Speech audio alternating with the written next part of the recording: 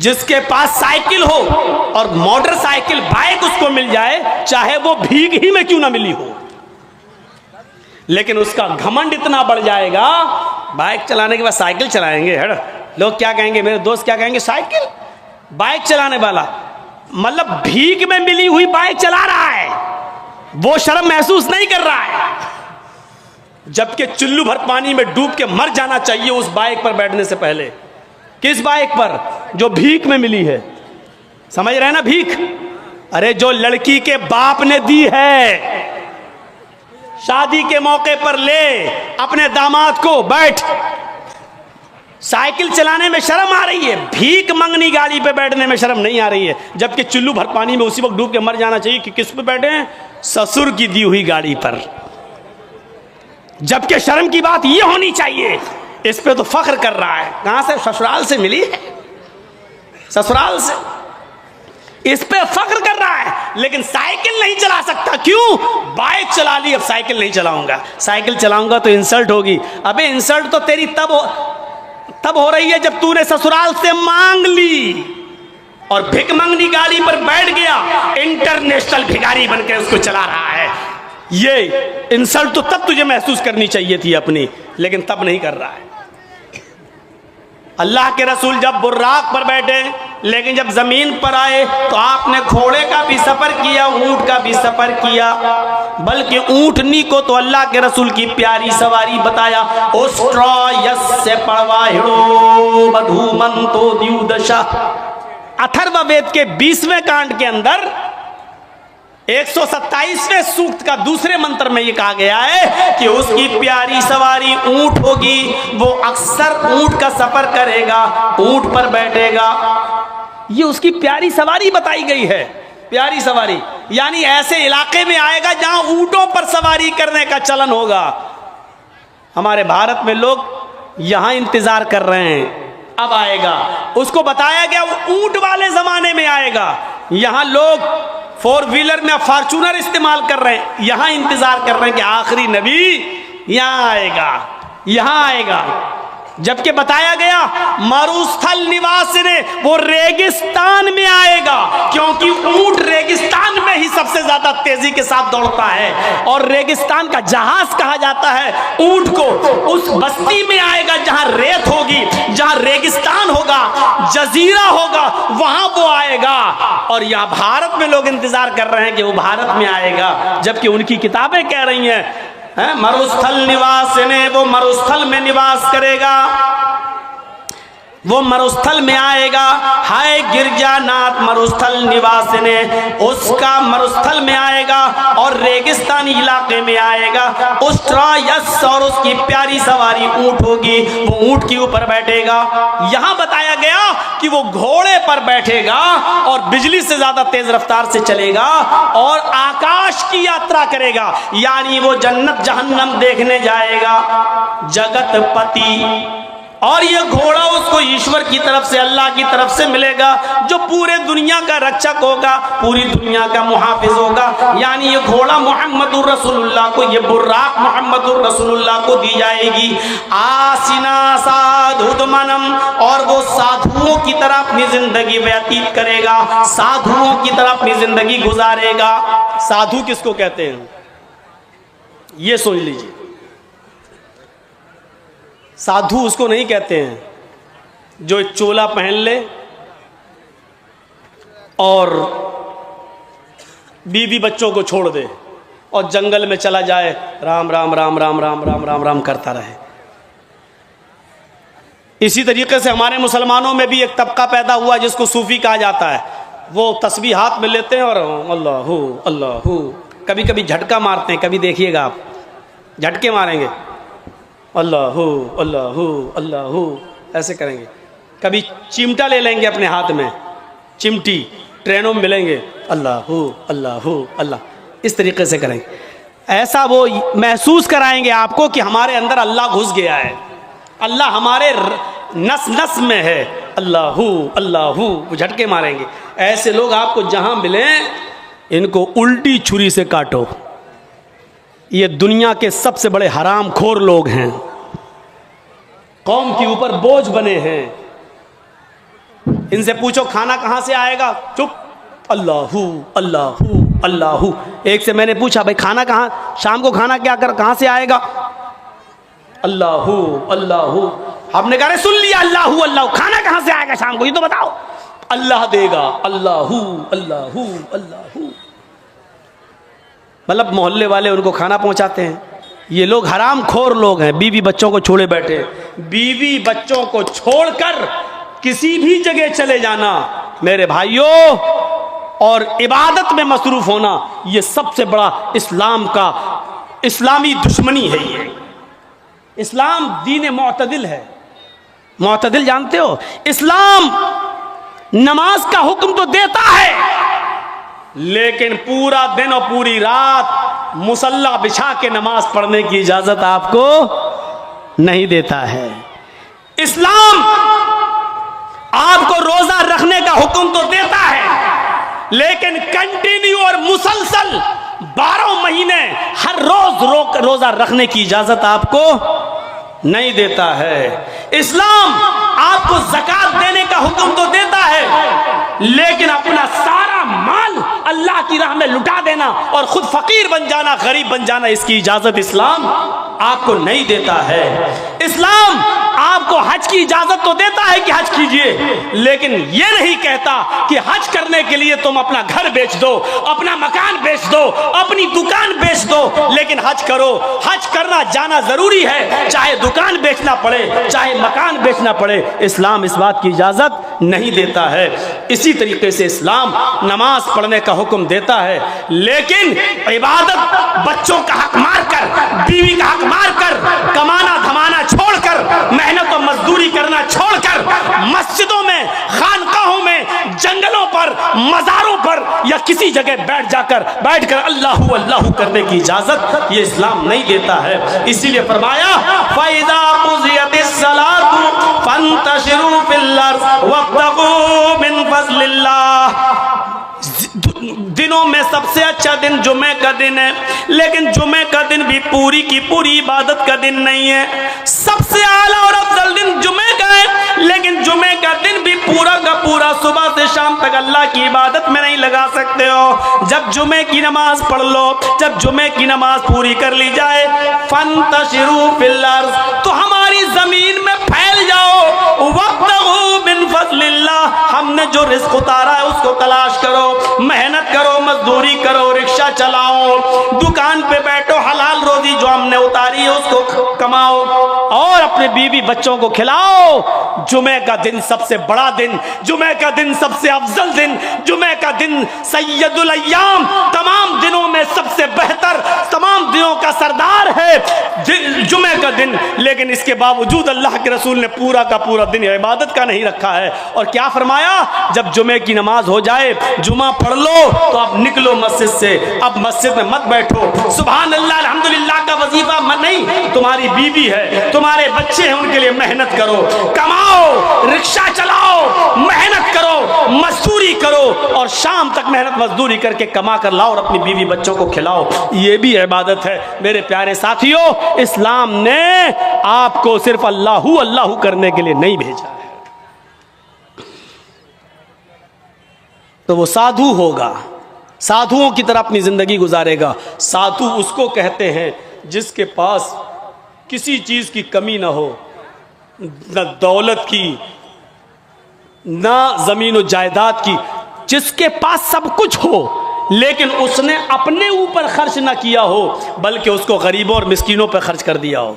साधु किसको कहते हैं, सुन लीजिए, ये साधु नहीं है, ये आप जिनको समझ रहे हैं, आसाराम हो, राम रहीम हो, बाबा रामदेव हो या हमारे यूपी वाले हों, ये साधु नहीं है। साधु कहते हैं कि जिसके पास सब कुछ हो लेकिन उसने अपने ऊपर खर्च ना किया हो, गरीबों और मिस्कीनों में लुटा दिया हो। इस साधु की परिभाषा में, इस साधु के इंट्रोडक्शन में सिर्फ मोहम्मदुर रसूलुल्लाह पूरे उतरते हैं। आपके पास किसी चीज की कमी नहीं थी, सब कुछ था। आप कुर्बानी करते हैं ना बकरा ईद पर, कितना बकरा कुर्बानी करते हैं? 1, 2, गाय की कुर्बानी देते हैं, कितने लोग उसमें हिस्सा लेते हैं? 1 गाय में 7, आपने एक हिस्सा ले लोगे, 2 हिस्सा ले लोगे, 3 हिस्सा ले लोगे, और क्या, या ज्यादा से ज्यादा पूरी गाय कर लोगे। क्या कभी किसी को सुना है कि उसने 100 बकरे कुर्बानी किए हों? नहीं। अल्लाह के रसूल सल्लल्लाहु अलैहि वसल्लम ने 100 ऊंट कुर्बान किए थे बकरीद के दिन 10वीं जिलहिज्जा को। कितने ऊंट? 100। और ऊंट नहीं, सुर्ख ऊंट। अरब के अंदर सुर्ख ऊंट की बहुत कीमत है। जो लोग अरब में रहते हैं उनको मालूम है, सुर्ख ऊंट बहुत कीमती होता, बहुत महंगा होता है। जैसे आपके यहाँ कोई बकरा जिसकी खाल पर अगर अल्लाह लिखा हुआ आ जाए या मोहम्मद लिखा हुआ आ जाए तो उसकी कीमत बढ़ा दिया जाता, बढ़ जाती है। 1.5 लाख, 2 लाख, 2.5 लाख। एक मरतबा मैं मार्केट में गया तो आदमी दिखाने लगा कि उसमें लिखा है मोहम्मद लिखा है। हमने कहा चलिए होगा, लिखा होगा, चलिए कीमत क्या है? कहता है 2.5 लाख। मैंने कहा क्यों? कह लगा मोहम्मद लिखा है। मैंने कहा अच्छा ऐसा करो कि बकरा मुझे दे दो जितने का है, खाल में तुम्हें दे दूंगा। है मैं क्या करूंगा? तो मैंने कहा मैं क्या करूंगा? क्या इस खाल को हम अपने घर रख सकते हैं? इस पर भी गरीब का हक है। क्या बकरे को ज़िबा करने के बाद ये खाल हमारी 2 लाख में बिकेगी, 1.5 लाख में बिकेगी? कहता वो मैं नहीं जानता हूं, मोहम्मद लिखा है, 2.5 लाख का बकरा है। मैंने कहा मैं कह तो रहा हूं कि खाल तू बेच देना जितने की बिके, बकरा 10,000 में हमें दे दे, 12,000 में हमें दे दे।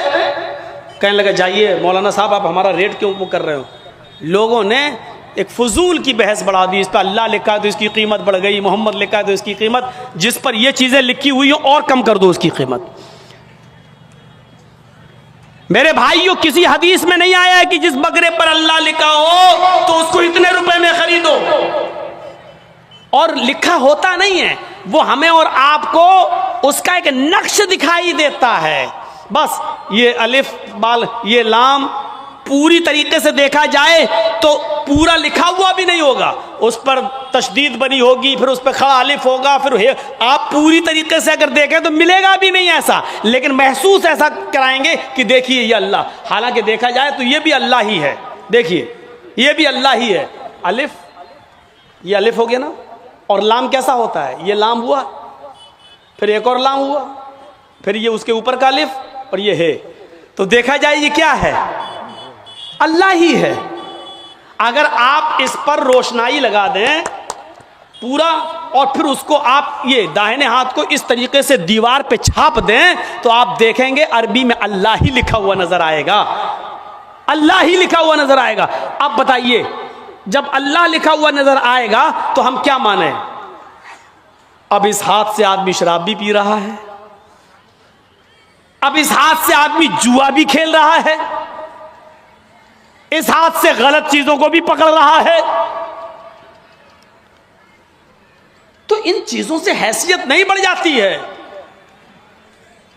साधुओं की तरह अल्लाह के रसूल के पास सब कुछ था, लेकिन कोई चीज आपने अपने ऊपर खर्च नहीं की। तारीख बताती है 100 ऊंट हमारे पास अगर 2 जानवर भी आ जाए कुर्बानी के लिए तो आज हम 10वीं को करते हैं और दूसरा बकरा 12वीं को करेंगे। क्यों? मेरी बेटी आएगी, मेरी बहन आएगी, मेरे रिश्तेदार आएंगे। दूसरा बकरा हम 12वीं तारीख को करेंगे अपने रिश्तेदारों को दावत देने के लिए। लेकिन अल्लाह के रसूल ने 100 सुर्ख ऊंटों की कुर्बानी की और एक ही दिन की 10वीं तारीख को। मैं ये नहीं कह रहा हूं 11 को नहीं कर सकते हो, 12 को नहीं कर सकते हो, 13 को नहीं, मैं मना नहीं कर रहा हूं, जायज है। कुल्लु अय्याम तशरीक ज़िब्हुन, अय्याम तशरीक के सारे दिन कुर्बानी के दिन है, मैं मना नहीं कर रहा हूं। लेकिन अल्लाह के रसूल ने 11वीं और 12वीं को और 13वीं को कुर्बानी नहीं की। आपने 100 ऊंट भी ज़िबा किए तो 10 को किए हैं 100, और गोश्त सारा का सारा तकसीम कर दिया। आपने अपने पास कुछ नहीं रखा। जर्जीस साहब शादी से पहले किस पे सोते थे? दरी पर, चटाई पर। जर्जीस साहब की शादी हो गई, जहेज में डबल बेड मिल गया, मसहरी मिल गई, बिस्तर मिल गया। शादी के बाद हमारी सोने की स्टाइल बदल गई, चलने की स्टाइल बदल गई। जर्जीस साहब साइकिल पे चलते थे, अब बाइक पे चल रहे हैं। बड़े आदमी हैं, फोर व्हीलर भी दे दी होगी, हो सकता है ससुराल वालों ने, अब 4 पहिए की गाड़ी पे चल रहे हैं, रहने की स्टाइल बदल सकती है। लेकिन मोहम्मदुर रसूलुल्लाह 25 साल की उम्र में जब 40 साल की एक बूढ़ी औरत खदीजा से निकाह करते हैं, खदीजा अरब की बहुत बड़ी दौलतमंद और रईस खातून थी, जब अल्लाह के रसूल की शादी उनके साथ होती है तो खदीजा अपने साथ सारा माल भी लेके आती हैं, सारा खजाना लेके आती हैं, सारा बिजनेस लेकर आती हैं। अल्लाह के नबी सल्लल्लाहु अलैहि वसल्लम शादी के बाद भी उसी चटाई पर, उसी इकहरे बिस्तर पे सोया करते थे जो शादी से पहले आप सोया करते थे। आप ताज्जुब करेंगे, एक बार अल्लाह के नबी सल्लल्लाहु अलैहि वसल्लम जिस बिस्तर पे सो रहे थे, हजरत आयशा ने उस बिस्तर पर लेट कर देखा जो काफी गड़ रही थी। फरमाया अल्लाह के नबी को ये बिस्तर कितना गड़ता होगा, कितना चुभता होगा। हजरत आयशा ने उस बिस्तर को दोहरा कर दिया, दोहरा इकहरा था उसको दोहरा कर दिया ताकि थोड़ा सा नरम हो जाए। अल्लाह के नबी उस बिस्तर पे सो जाते हैं, तहज्जुद की नमाज में नहीं उठ पाते हैं। जब आंख खुली तो फजर का वक्त था, फजर की नमाज पढ़ाने के बाद जब घर पे आते हैं तो पूछते हैं आयशा तुमने बिस्तर पर ऐसी कौन सी चीज बिछा दी थी? आयशा तुमने बिस्तर पर ऐसा क्या बिछा दिया था? आज मुझे नींद आ गई और मैं रात में अल्लाह की इबादत न कर सका, तहज्जुद के अंदर उठ नहीं सका। फरमाया अय अल्लाह के नबी बिस्तर के नीचे तो मैंने कुछ नहीं बिछाया, वो बिस्तर जो इकहरा था उसको मैंने दोहरा कर दिया। मैंने लेट कर देखा आपको कैसे नींद आती होगी, वो तो काफी चुभ रहा था, काफी गड़ रहा था, मैंने उसको दोहरा कर दिया। फरमाया आयशा ऐसा मत करो, जैसा बिस्तर पहले बिछाती थी उसी तरह बिछाओ, बिस्तर को इकहरा रहने दो, मेरी पीठ पर गड़ता है तो गड़ने दो, मेरी पीठ पर चुभता है तो चुभने दो। जब बिस्तर गड़ता था चुभता था तो मेरी आंख खुल जाती थी और मैं रात में उठकर तहज्जुद की नमाज पढ़ लिया करता था, अल्लाह को याद कर लिया करता था। आयशा आइंदा बिस्तर उसी तरह बिछाओ, मेरे लिए आराम का ऐसा इंतजाम न करो कि बिस्तर पर मुझे नींद आ जाए और फिर मैं उस रात में उठकर अल्लाह को याद न कर सकूं, उस रात उठकर मैं अल्लाह को का जिक्र न कर सकूं, तहज्जुद की नमाज न पढ़ सकूं। आयशा अल्लाह ताला को रात की तारीकियों में याद करने का मजा कुछ और है जब सारी दुनिया सो रही होती है और मेरी करवट, मेरी कमर नरम गरम बिस्तरों से अलग होती है और सजदे में सर होता है, तो उस वक्त का मजा कुछ और होता है कि सारी दुनिया ख्वाबे खरगोश में मस्त है और अल्लाह का एक बंदा अपने रब से अजाब जहन्नम की पनाह मांग रहा है, जन्नत का सवाल कर रहा है, रात की तारीकी में अपना सर सजदे में रख के उसको मालिक और अपने आप को अल्लाह का गुलाम बना रहा है। आयशा तुमने बिस्तर को ऐसे बिछा दिया कि इस बिस्तर पर मुझे इतनी नींद आ गई कि मैं रात को उठ नहीं सका। आयशा मुझे इतना आराम न दो कि मैं रात में उठकर अल्लाह को याद न कर सकूं। रहने सहने में शादी के बाद भी कोई फर्क नहीं आया, यहाँ तो शादी के बाद बिस्तर बदल जाते हैं, रहन सहन की स्टाइल बदल जाती है, रहने सहने का तरीका बदल जाता है, उसमें प्रमोशन हो जाता है, तरक्की हो जाती है। लेकिन मोहम्मद रसूलुल्लाह की जिंदगी पे नजर डालो कि अल्लाह के नबी ने शादी से पहले जिस बिस्तर पे लेटते थे शादी के बाद भी उसी बिस्तर पर, जबकि खदीजा की दौलत नबी के कदमों पे थी, लेकिन अल्लाह के नबी ने खदीजा की दौलत को अपने ऊपर इस्तेमाल नहीं किया।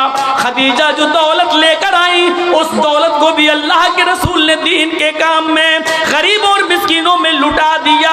मेरे भाइयों हमें देखना है कि साधु कौन है। साधु उसको कहते हैं जिसके पास सब कुछ हो, दौलत की कमी ना हो, लेकिन उसने अपने ऊपर कोई चीज खर्च न की हो, सब गरीबों और मिस्कीनों में लुटा दिया हो। इस तारीफ का सही हकदार सिर्फ जनाब मोहम्मद रसूलुल्लाह सल्लल्लाहु अलैहि वसल्लम है। आपके पास किस चीज की कमी थी?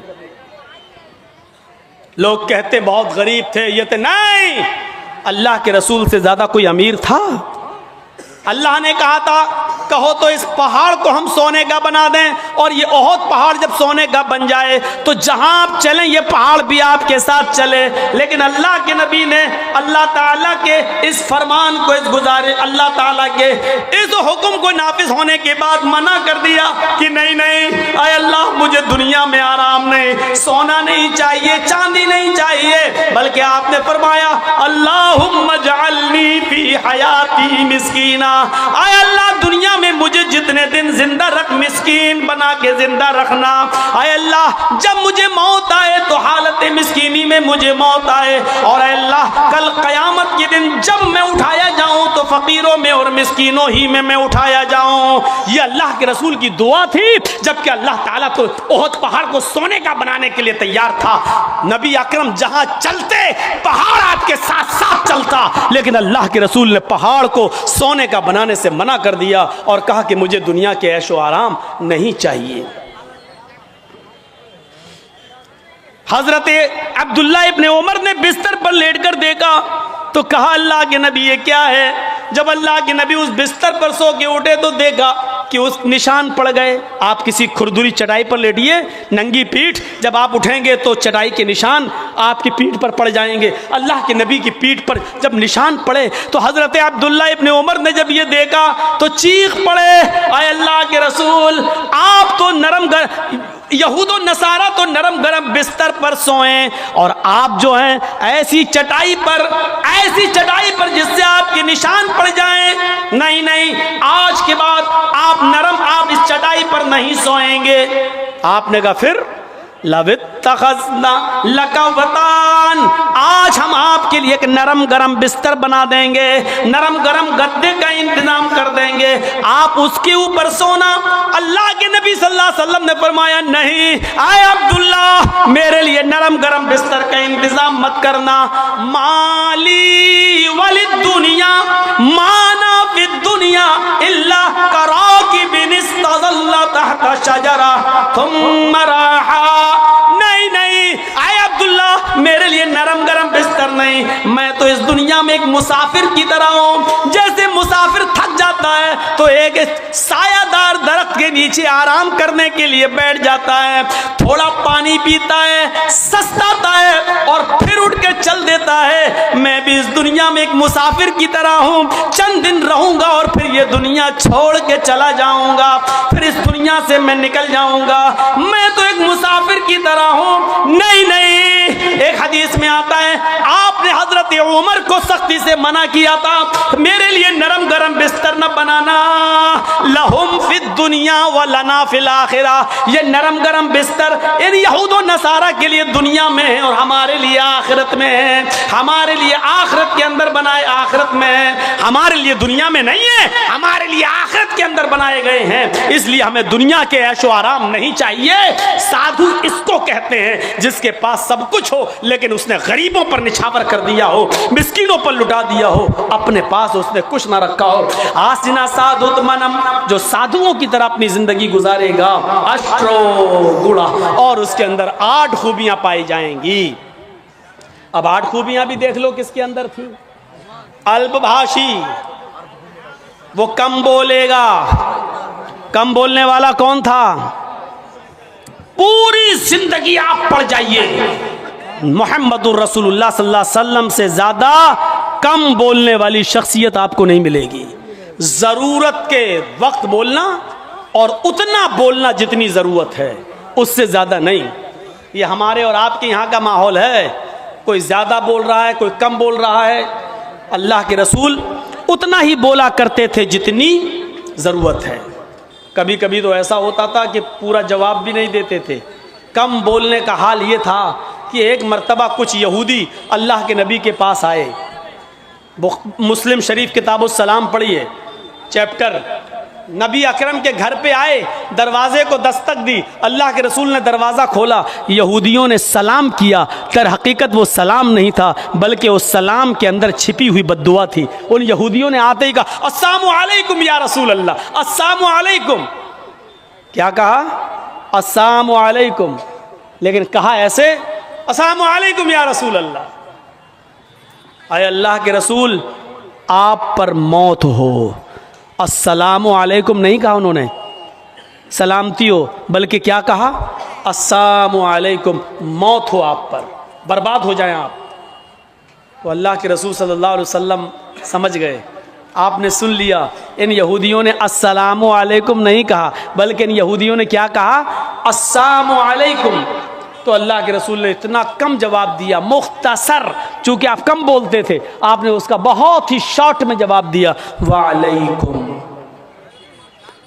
यहूदी झिलमिला गए। यहूदियों ने कहा अस्सलामु अलैकुम, मौत हो आप पर, आपने उसके जवाब में सिर्फ इतना कहा, वालेकुम, तुम पर हो, यानी जो तुम मुझ पर भेज रहे हो वो तुम पर हो। हजरत आयशा ने जब सुना तो उन्होंने अंदर से पर्दे की ओर से चीखते हुए कहा, वालेकुमुस्सलाम या यहूद व लानतुल्लाह। आए यहूदियों, मेरे शौहर पर तुम मौत भेजते हो, तुम पर मौत हो और अल्लाह की लानत हो। तो अल्लाह के रसूल ने हजरत आयशा को डांटा था और कहा था, आयशा ये तुमने गलत किया, आयशा तुम्हें ऐसा नहीं करना था। हजरत आयशा ने कहा, अल्लाह के रसूल आपने सुना नहीं, आप पर मौत भेज रहे हैं वो। अल्लाह के नबी ने कहा, आयशा क्या तुमने सुना नहीं, मैंने उनको क्या जवाब दिया? उन्होंने कहा अस्सलामु अलैकुम, मैंने कह दिया वालेकुम। जो उन्होंने मुझ पर भेजा मैं उनको भेज चुका हूं, मैं उनको बोल चुका हूं, तुमने अपनी तरफ से ज्यादती की है, गलत किया, जाओ माफी मांगो तुम। मेरे प्यारे साथियों, तसव्वुर करें आप, अल्लाह के नबी कितना कम बोलते थे। कम बोलने को अपनी आदत बनाइए, जरूरत के तहत बोलिए, क्योंकि जबान से ही अक्सर गुनाह होते हैं। ज्यादा जबान इस्तेमाल करोगे फिसलेगी। दोस्तों, उम्मीद करता हूँ कि आप हजरात ने इस बयान को पूरा सुना होगा। बयान कैसा लगा कमेंट में ज़रूर बताना और अपने दोस्तों और रिश्तेदारों के साथ शेयर ज़रूर करना। अल्लाह हम सबको इस बयान पर अमल करने की तौफीक अता फरमाए। तो दोस्तों, फिर मिलते हैं अगली वीडियो में। जब तक अपना ख्याल रखिए, हमें दुआओं में याद रखिए। अस्सलामु अलैकुम व रहमतुल्लाहि व बरकातुहू।